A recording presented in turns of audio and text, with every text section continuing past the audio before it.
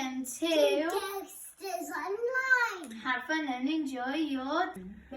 So we are talking this morning about magnetic attraction. Yeah. Oh, now Isaiah, can you show everybody your monkey? Now this monkey you might think just looks like an ordinary little monkey, okay? But what we're going to see now, what does your monkey do, Isaiah? Can you show everybody? What's he doing? He's stuck to the lamp. Oh my goodness, it's because he's got, what's he got in his tummy? Magnet. A magnet in his tummy. Okay, what else might he stick to?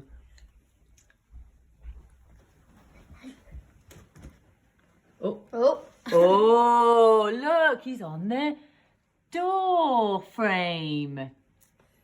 Wow, what else might he stick to? Does he stick to... I definitely know he might stick. Does he stick to the light, to the plug down there? Yeah. He does. What about the radio? Should we, go and see if he sticks on the radiator. It's a roasted. Yay! Well done, guys. So, do you know, Jesus said he would draw people to him, just as that magnet was drawn to things because of his magnetic tummy. And so we can think this morning about how Jesus would draw people to him. Okay, so people in Jesus's time often wondered about who he was or why he was doing certain things, which we've talked about in some of our previous lessons. They didn't understand or believe that he was God's son, and they certainly didn't expect him to die and come back to life. Jesus tried to tell questioners about himself and often used parables, which are his stories, to do so. Jesus knew he was going to have to suffer and die, and he described that for his disciples and others around him, though they didn't understand. So we're going to stop for a moment. We're going to do a quick game, okay?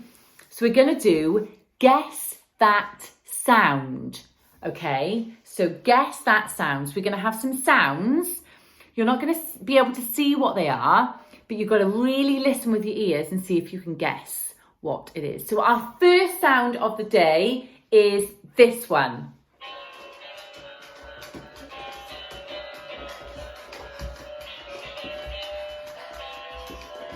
Any ideas? Any ideas? Right, let's stop that one now. Stop that sound. Stop that sound. Any ideas what that sound was? We'll come back to it in a moment. Okay, so the second sound is this.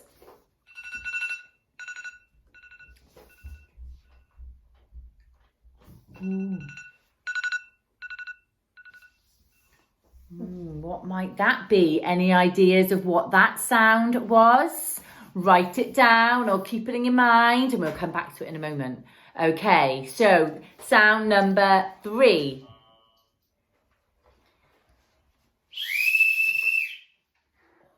What's that sound? Again, let's hear the sound again. What's that sound? What's that sound? Write it down or remember it and we'll come back to that with sound 3. Now the last sound is sound 4. Let's see if we can work out what this sound is.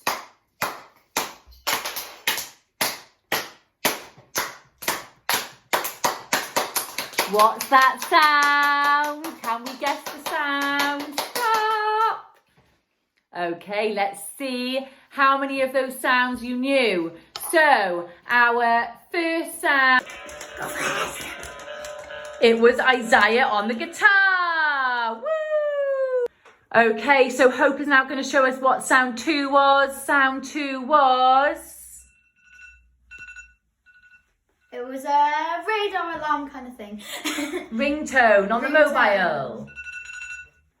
So our third sound was, it's going to be demonstrated by Isaiah.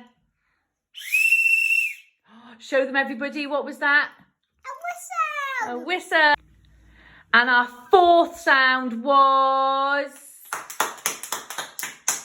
clapping. So that little game was to show that sometimes we need to listen out for God's voice. And just as Jesus was telling his disciples and telling people why he'd come, and people weren't listening to him, they weren't understanding. But we need to have that recognition of God's voice to us and in our lives. And so that's why we did that, just to remind us that actually God speaks to us and we need to hear him and trust in him with everything. So how do we seek Jesus, and what kind of things can we do to find out more about who he is? We can pray, read God's word, the Bible, go to church and Sunday school and ask our parents questions. That's right, Hope. Well done. Absolutely. And you know, Jesus uses, in the Bible, he uses a plant analogy, which he did often. And he did this to describe how a grain of wheat has to die, in a sense, in order to come up and out of the ground and grow and bring plant and food to people. Jesus knew that he was like that wheat, that he would have to die and give up his life in order to help others. And through his death, we have life. Woo! And that is the message that we are talking about this Easter time, isn't it? Yeah. Okay, so in the book of John, which is in the New Testament in the Bible, in chapter 12, verse 27 to 29, it reads this. Now is my soul troubled, and what shall I say? Father, save me from this hour. But for this purpose I have come to this hour. Father, glorify your name. Then a voice came from heaven. I have glorified it, and I will glorify it again. The crowd that stood there and heard it said that it had thundered. Others said, an angel has spoken to him. Wow. So Jesus knew that the people around him would still not fully understand who he was, but that God's voice, just remember what we were talking about, hearing God's voice, had been spoken aloud for their benefit, so they could understand. He knew his purpose and how powerful it would be for all the world. He came to drive out darkness, death, sin, the devil, and to do that, he knew he'd have to die. And so on Good Friday, that's what we talk about, isn't it? That Jesus died on the cross, but what happened 3 days later? He comes back. He came back to life. So he did it to save us all. And we can remember that this Easter time. So we hope you've had fun this morning with us. Take care. Have a blessed week. Have a great time off school. And those of you who are booked in to come to our Easter service next week, we look forward to seeing you there. Take care. God bless. Don't forget to like and subscribe. Bye.